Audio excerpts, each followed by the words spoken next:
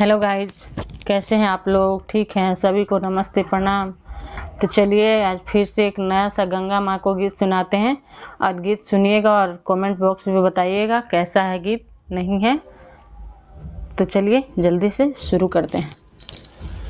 गंगा मैया के ऊंची हैया रावाते भैया एक वाली हो, ए गंगा मैया पानी लाहरिया मोरी लिहाता रहे के सारा नामी लाला हो, ए गंगा मैया पानी लाहरिया मोरी लिहाता रहे के सारा नामी लाला हो।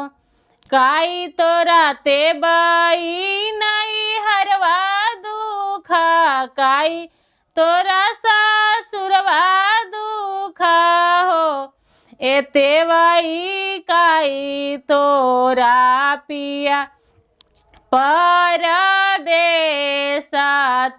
कौना दुखरो बाली हो। नाही मोरा गंगा मैया नहीं हरवा दुखा, नाही मोरा सासुरवा दुखा हो, ए गंगा मैया नहीं मोरा पिया परदेसाता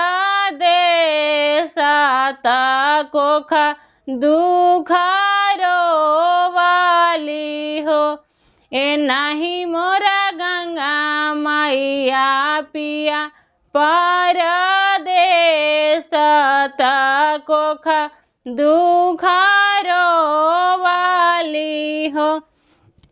चुप रहते बाई पटोरवा लोरा पूछिला हो, एते बाई तोहारो के देवो जटहा बला काता रहे के सारा ना मिलताई हो, एते बाई तोहारो के देवो जटहा बला काता रहे के सारा ना मिला तो हो।